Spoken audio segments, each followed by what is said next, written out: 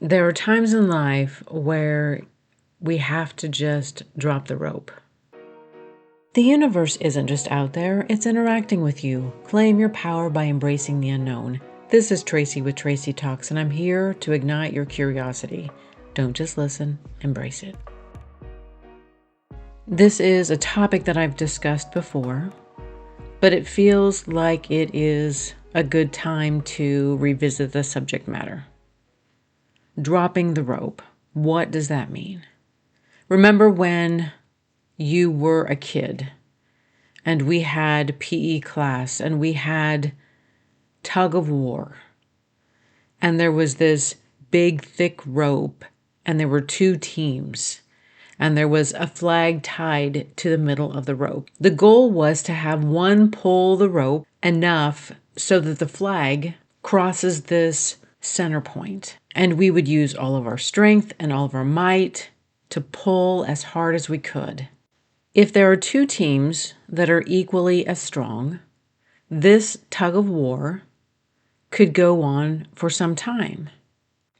But yet it was grade school PE and we had a limited amount of time and oftentimes there was a few kids that really had developed their strength at an early age and it didn't really go on as long as it could have. But this is just an analogy of how many of us live out our life.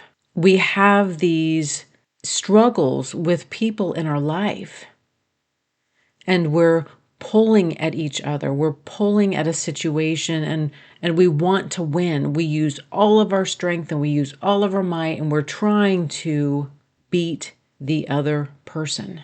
There is this struggle and it goes back and forth and we may win one round and we may lose one round, but yet a lot of us keep up that struggle. We keep up that fight. We want to win. And let's imagine that win has air quotations around it because in everyday life, what do we really consider a win? And what does it mean to win? And when I look around at people's relationships, and if you just pay attention to how people interact with each other, how they talk to each other, oftentimes we don't communicate. We don't interact in the healthiest ways. Those wins that we can tally on a piece of paper, they come at the cost of our loved ones. We only win when we get ahead of our partner or we prove our partner wrong. And how is that a win? How are so many of us in relationships with people that we are at odds with on a regular basis?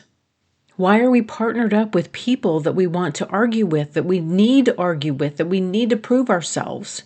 Why have we chosen people that don't see us, that don't value us and don't recognize us? And I can hear some people pushing back, but they love me.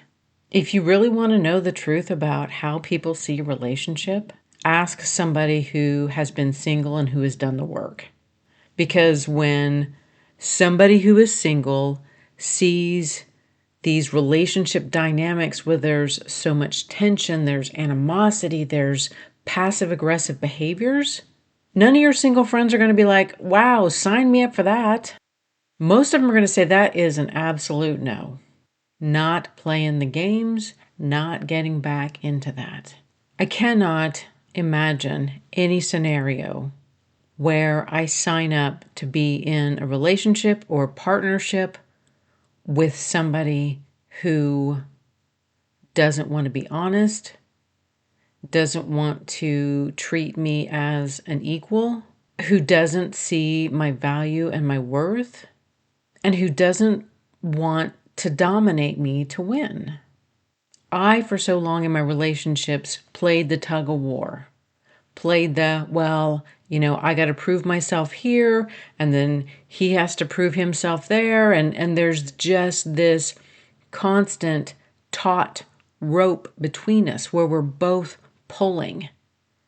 in opposite directions.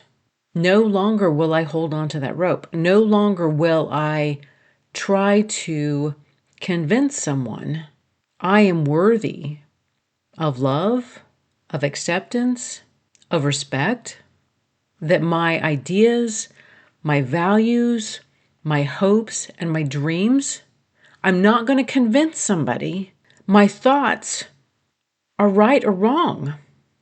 I'm not going to convince somebody that the way I want to live is correct. I will, in a heartbeat, drop the rope. And I hear people, because I have people in my life that would be like, you're just giving up too easily. No, I'm not. What I'm realizing is that person is not my person. That person doesn't have the same aligned hopes and dreams and desires. That person is not aligned with me. I'm not going to spend the remaining days on this earth trying to pull a rope and trying to convince somebody to move closer to me. When I reflect on getting together with my ex-husband, and a certain part of me does believe that we have karmic relationships and we have relationships that show up to help us learn more about ourselves.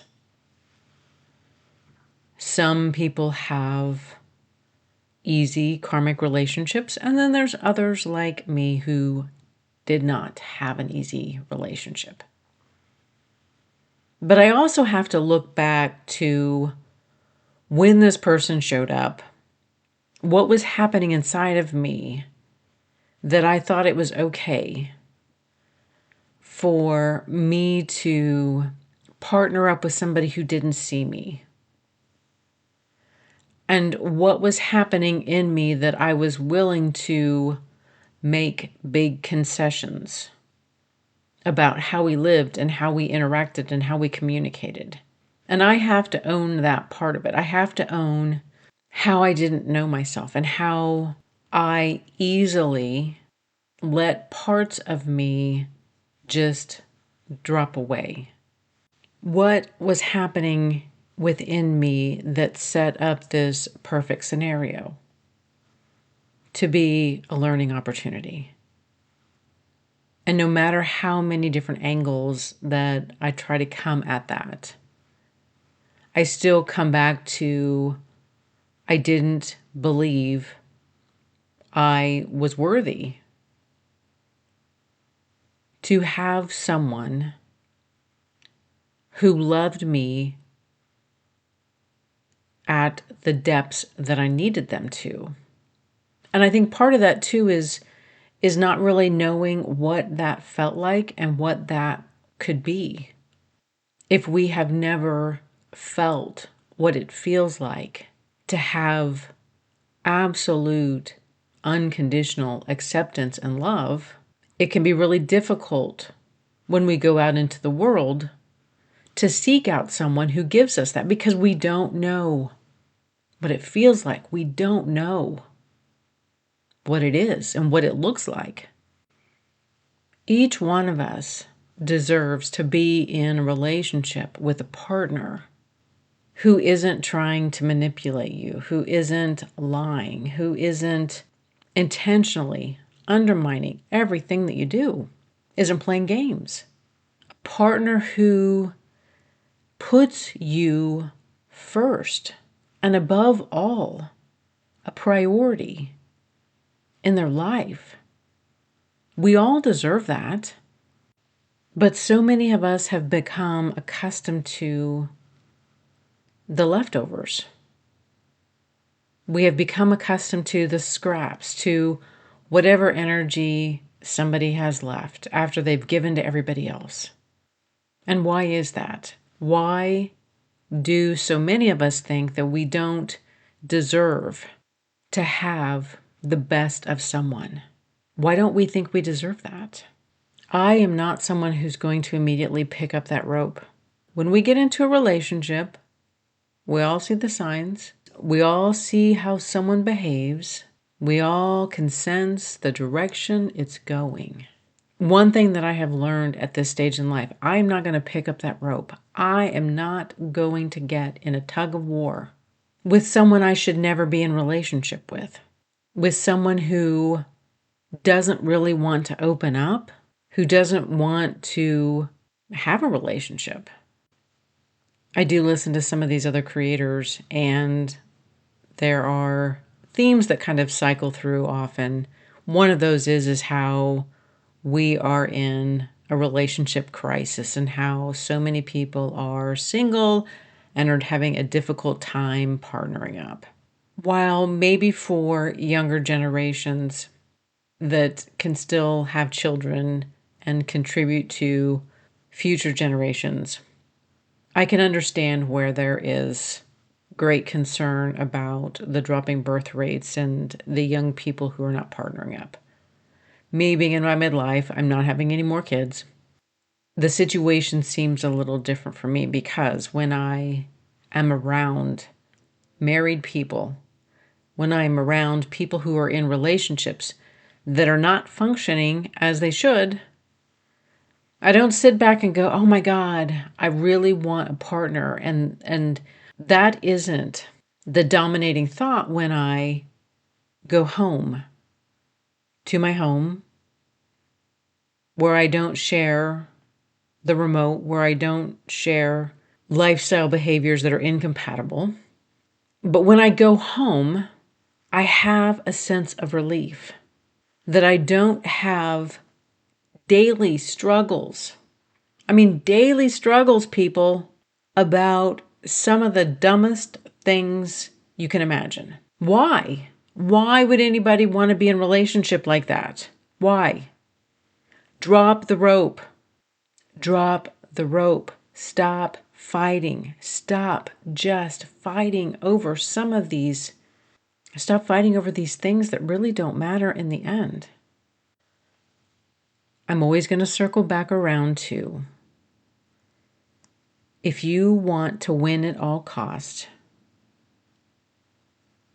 and winning looks like dominating your partner, making your partner feel small, making your partner feel wrong, controlling and manipulating your partner, if that's what it takes to win, that is not winning.